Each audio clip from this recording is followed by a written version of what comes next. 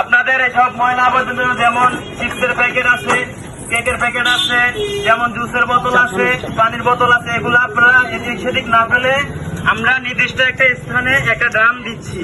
দয়া করে আপনারা এই ড্রামটা ইউজ করবেন।